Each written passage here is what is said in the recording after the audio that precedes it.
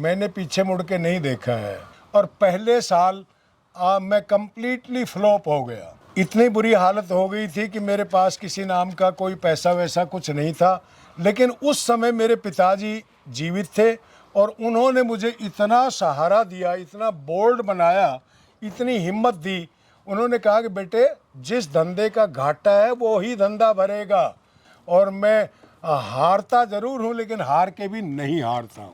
हम 6 भाइयों के पास 18 से लेके 20 कारें हैं। मेरे एक छोटे भाई के पास तो कम से कम 2-3 1.5 करोड़ की कारें हैं। ये केज ही इस तरह से, इस टेक्नोलॉजी से बनाए जाते हैं जिनमें स्लोप दिया जाता है। और नेचुरली ही जब अंडा केज में मुर्गी देती है तो वो स्लोप करके, लुढ़क करके इधर आ जाता है वो अपने आप ही ऑटोमेटिक। तो नियर अबाउट 9,000 की जगह 7,000 से लेके 8,000 रुपये आपको 9-10 हज़ार के फार्म में पर डे के हिसाब से बचत आ जाएगी। यानी कि 2 से 2.5 लाख रुपये महीना। धंधा कुल मिला के ठीक है, बढ़िया है। कैश में ही सब कुछ आता है और कैश में ही अंडा जाता है। अंकल जी नमस्कार। हाँ नमस्कार परवेश जी, नमस्कार। कैसे अंकल जी? बहुत बढ़िया परवेश जी, आपको देख के और भी बढ़िया। आप यहाँ आए हमारे लिए, I am very thankful to you. Thank you sir, thank you. और स्वास्थ्य वगैरह सर कैसा है? बहुत बढ़िया स्वास्थ्य है। ठीक है जी। I am more than 72+। जोश अभी भी आपके अंदर वही है, जवानों वाला। ये भगवान की दी हुई जो है ना एनर्जी है, और अपने आप को मेंटेन करके रखने की भी बात है। और निरंतर जो है आप बिजनेस पे बिजनेस नए चीज आप खोज रहे हैं। और स्टार्टिंग से जर्नी सर आपकी बड़ी इंटरेस्टेड रही है। I have started my business journey in 90s, और उसके बाद मैंने पीछे मुड़ के नहीं देखा है। Being a serviceman, being a government employ, but my family was bigger. We were 6 brothers. We are 6 brothers. Uncle जी टोकना चाह रहा हूँ, सबसे पहले तो इंट्रोडक्शन अपना दे दीजिए आप, पहले उसके बिना जो है वीडियो अधूरी है। Myself जसवंत सिंह यादव। मेरे पिताजी का नाम श्री राम कंवर, और वो लगभग 19 सालों तक गांव के सरपंच रहे। गांव मेरा सूंदरोज, और यहाँ अब निवास मेरा रेवाड़ी में है, हाउस नंबर 17 सेक्टर 1 कोर्ट के बिल्कुल सामने। जी अंकल जी, दिलचस्प रही है बड़ी आपकी जर्नी, और बहुत कुछ सीखने को मिलेगा। आपकी जो पीछे की पास रही है, आपका जो स्ट्रगल रहा है। ऐसा भी दौर आया जब गांव वालों ने कहा कि ये तो अपनी ज़मीन भी बेच देगा, ये सिर्फ कुछ नहीं करेगा और सरकारी नौकरी भी खोएगा और प्लस ज़मीन भी बेचेगा। क्या किस्सा था सर, थोड़ा जर्नी के बारे में अपनी बताइए। बिल्कुल ये कि ये बात है 90 में, जब मैंने अपने स्वयं के खेत में भट्टा लगाया, और मेरा वो भट्टा brick kiln due to any reason, मिट्टी की कमी थी या मेरे अपने फंक्शनिंग में कमी थी, और पहले साल मैं कंप्लीटली फ्लॉप हो गया। इतनी बुरी हालत हो गई थी कि मेरे पास किसी नाम का कोई पैसा वैसा कुछ नहीं था। और लेकिन उस समय मेरे पिताजी जीवित थे और उन्होंने मुझे इतना सहारा दिया, इतना बोल्ड बनाया, इतनी हिम्मत दी। उन्होंने कहा कि बेटे, जिस धंधे का घाटा है वो ही धंधा भरेगा।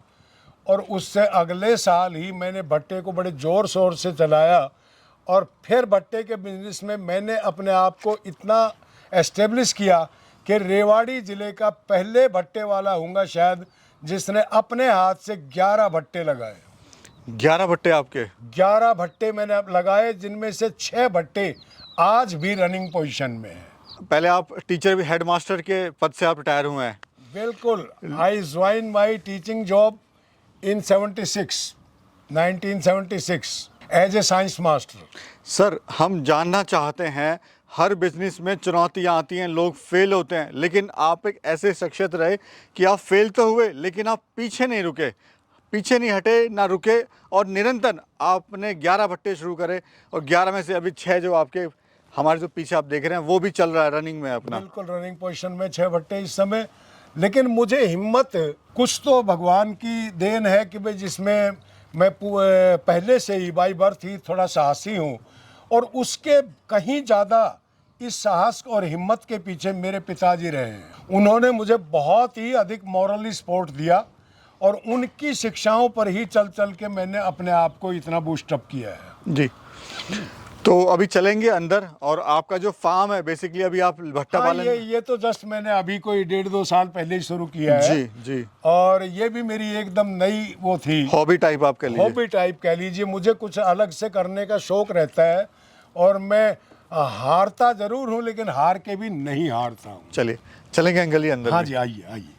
इसको जुलाई 24 में आरंभ किया, जी तो एक तो मेरे से ये थोड़ी सी कंपनी की तरफ से गलती कह लो, या जो है ना मेरी अपनी अनभिज्ञता कह लो, मैं टाइम को सही चूज नहीं कर पाया और उस टाइम की वजह से मैं प्रॉपर मार्केटिंग के रेट नहीं ले पाया इस बंदे। अभी अंकल जी कितनी बर्ड है, कितने शेड का ये पूरा बर्ड का फार्म है? ये 9000 बर्ड का फार्म है और इसमें अब इस समय 8000 बर्ड हैं। अच्छा, ये जो ब्रीड है अंकल जी, कौन सी ब्रीड है, थोड़ा सिस्टम बताइए, इसका ब्रीड कौन सी है? ये वेंकी की ब्रीड है, वेंकी 320। ठीक है जी। ये जो बर्ड है वो जैसे आज हमने बच्चा डाला, पहले तो बताइए बच्चा कितने का मिलता है, और बच्चा जब डाला उसके बाद अंडा देना कब शुरू करती है? बच्चा मिलता है वेंकी का 50 रुपये का। लगभग 3-4 कंपनियां हैं जो मेजर हैं, स्काई लार्क है, हाई लाइन है, लो लाइन है, वेंकी है, सबके ही लगभग 48 से 50 रुपये तक चिक्स आते हैं। और उसके बाद इनका वैक्सीनेशन वगैरह, दवाई वगैरह, फीड वगैरह चलता रहता है और नियर अबाउट 120 डेज में ये एग पे आ जाती हैं, यानी कि एग देना शुरू कर देती हैं। और जब ये अंडा देती हैं तो 150 डेज में इनकी प्रोडक्शन लगभग 70% तक जा सकती है और 170 डेज तक इनकी मैक्सिमम प्रोडक्शन 90 चली जाती है। जी अच्छा अंकल जी, ये हमें बताइए, जैसे ये अंडा अभी हम देख रहे हैं तो ये ऑटोमेटिकली कैसे आता है, थोड़ा उसके बारे में बताइए, सिस्टम के बारे में थोड़ा सा समझा दीजिए। ये जो केज बनाए हुए हैं हमारे, ये केज ही इस तरह से, इस टेक्नोलॉजी से बनाए जाते हैं जिनमें स्लोप दिया जाता है और नेचुरली ही जब अंडा केज में मुर्गी देती है तो वो स्लोप करके, लुढ़क करके इधर आ जाता है वो अपने आप ही ऑटोमेटिक। जैसे ये आया हुआ है, हाँ, जैसे ये अपना अंडा लुढ़क के आ गया अभी, लुढ़क के आ गया और अभी गर्म भी है, टेम्परेचर भी इसका, हाँ, यानी ये अभी जस्ट अभी जो है ना ले किया गया है, ले किया मुर्गी गया द्वारा। और इसके अंदर भी 4 मुर्गियां एक साथ हैं। हाँ, एक केज में अलग अलग कैपेसिटी होती है, 4 के भी केज बनते हैं, 5 के भी केज बनते हैं और 8 मुर्गी तक के भी केज बनते हैं। 4 मुर्गी के केज का साइज है 15 बाई 14 का जी, और जो 5 मुर्गियां डलेंगी वो 18-21 बाई 15 में डलेंगी। जी अंकल जी, अभी डेली कितना अंडा आपके फार्म पे आ रहा है? हमारे पास अब लगभग 6000 अंडे पर डे आ रहे हैं, क्योंकि अब ये मुर्गियां लगभग 19 महीने की हो चुकी हैं, अडल्ट हैं अब, और इनकी इस समय पे, इस उम्र में आके इनकी परसेंटेज ऑफ लेइंग घट जाती है। फिर कुछ सीजनल इफेक्ट भी होता है इनमें, एकदम टेम्परेचर का अप एंड डाउन जाना, एकदम सर्दी या गर्मी का बढ़ना इनकी प्रोडक्शन पे असर डालता है। ये जो अंडा है अभी कितने का जा रहा है, और साल भर की बात करें तो एवरेज रेट अंडे का हमें कितना मिलता है? साल भर में अंडे का एवरेज रेट लगभग 4.5 रुपये पर एग के हिसाब से मिलता है। ये अप्रैल, मई, जून में 4 से नीचे आ जाता है, बट सितंबर, अक्टूबर, नवंबर, दिसंबर, जनवरी तक लगभग 5.5 और 6 के बीच में अंडे के रेट रहते हैं। कुल मिला के 1 से 1.5 रुपये पर एग की बचत आ जाती है। एक मुर्गी 2 साल के टेन्योर में नियर अबाउट 500 अंडे देती है। यानी अगर किसी के पास 10,000 मुर्गी हैं तो डेली क्या एवरेज उसका अंडा आएगा?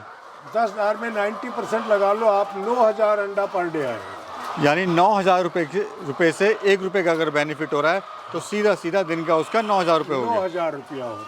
तो इस तरह से इसकी कैलकुलेशन होती है, जिसमें अदर एक्सपेंसेस मान लो काट लीजिए आप, लेबर चार्जेज हैं, लाइट चार्जेज हैं और थोड़े बहुत जो है ना चार्जेज हैं, तो नियर अबाउट 9,000 की जगह 7,000 से लेकर 8,000 रुपये आपको 9-10 हज़ार के फार्म में पर डे के हिसाब से बचत आ जाएगी, यानी कि 2 से 2.5 लाख रुपये महीना।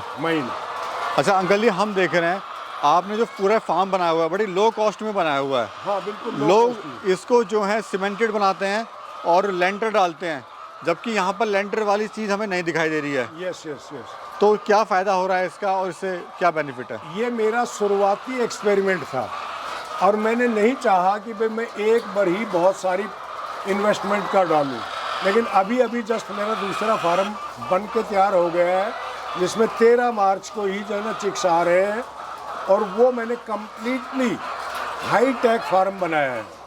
हम इसको कैलिफोर्निया टाइप बोलते हैं, जो वो नया फार्म बनाया है, और इसको हम देसी फार्म बोलते हैं।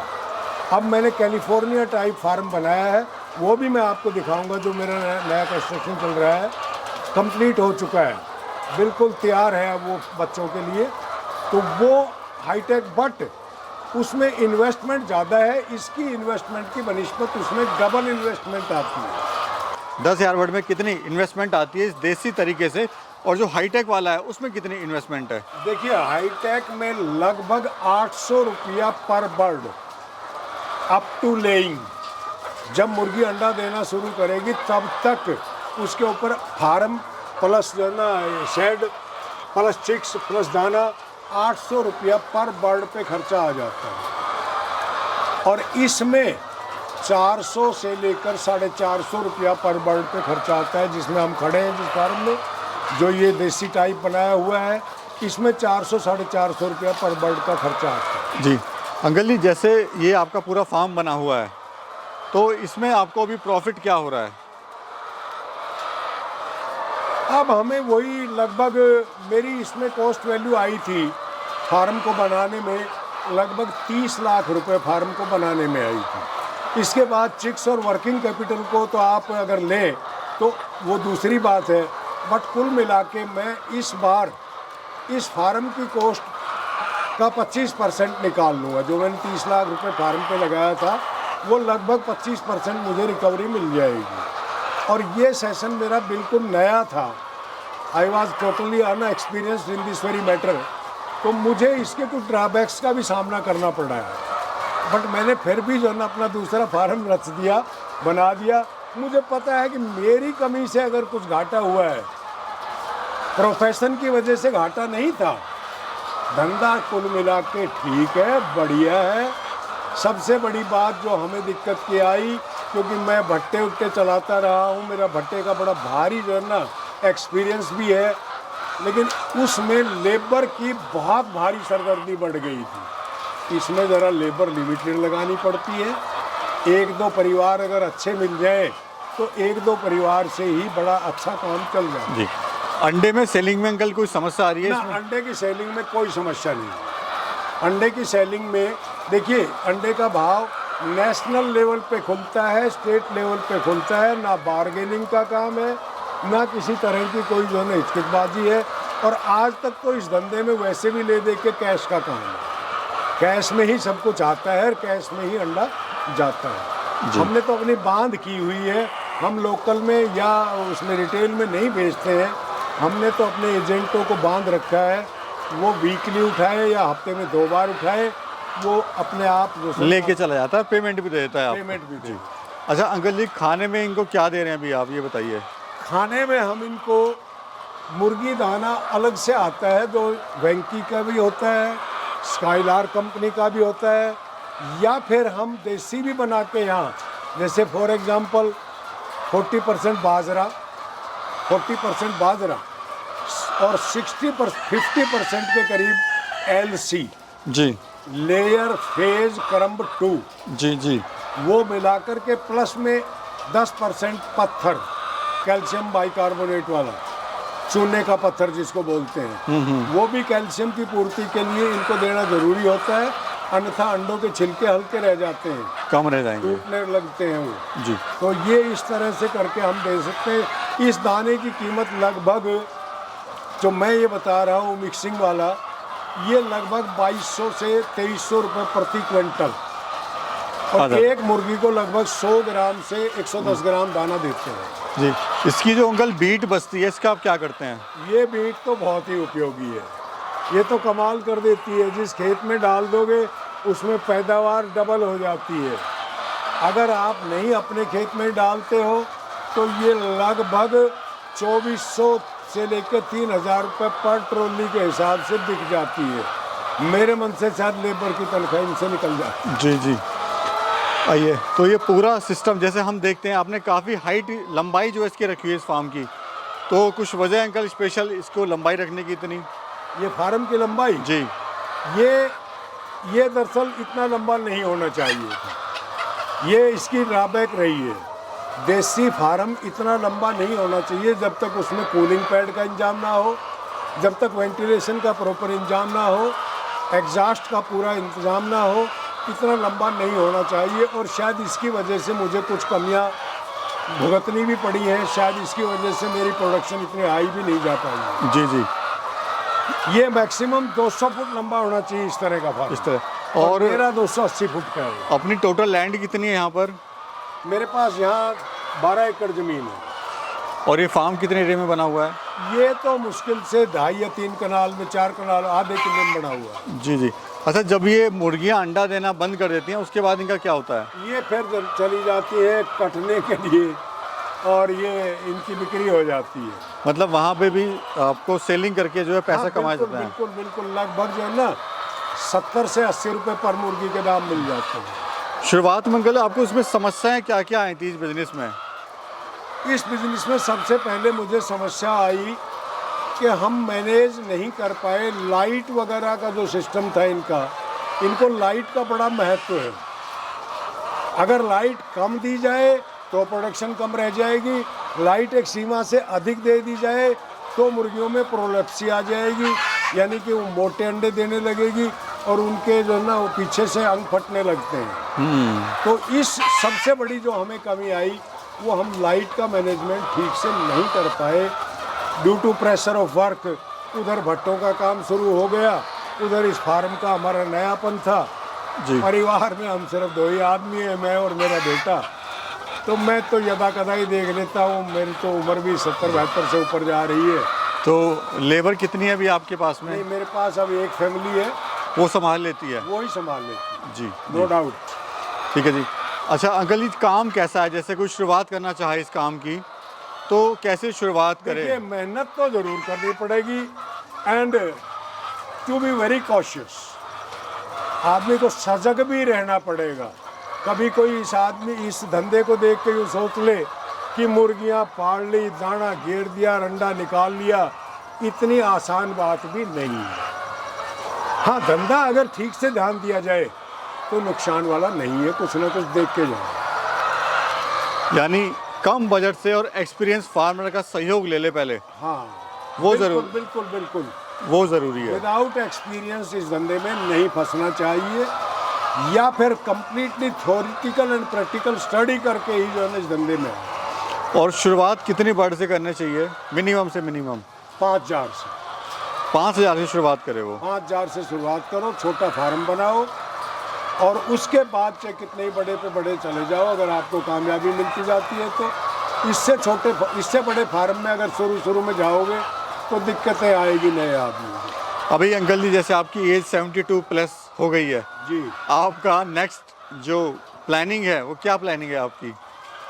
मेरी नेक्स्ट प्लानिंग तो फिलहाल तो मैं अभी 2 या 3 लेयर फार्म ही बनाने के मूड में हूँ। एक तो मेरा बन चुका है इसके अलग, और एक और बनाने के मूड में हूँ विदिन 1 ईयर। इसके बाद जो है ना, अब मुझे नहीं लगता कि मैं शायद कुछ आगे करूँगा।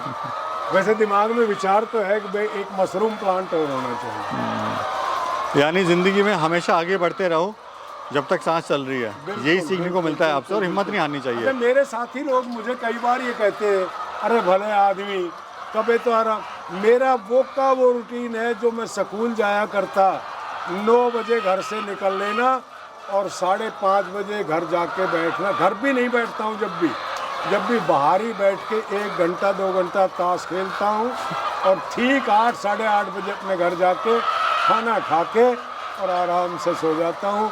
उसी रूटीन से सुबह नहाना, उसी रूटीन से बच्चों की तरह सुबह 9 बजे मुझे खाना चाहिए।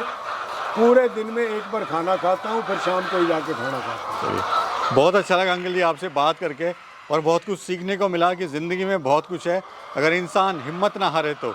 बहुत बहुत शुक्रिया अंकल जी, धन्यवाद। शुक्रिया तो आपका जो आपने मेरे इतना एक्सपोजर करवाया, और कम से कम मेरा इतना एक इंटरव्यू लेकर के मेरे मन की भड़ास तो निकलवाई है ना। बहुत बहुत धन्यवाद।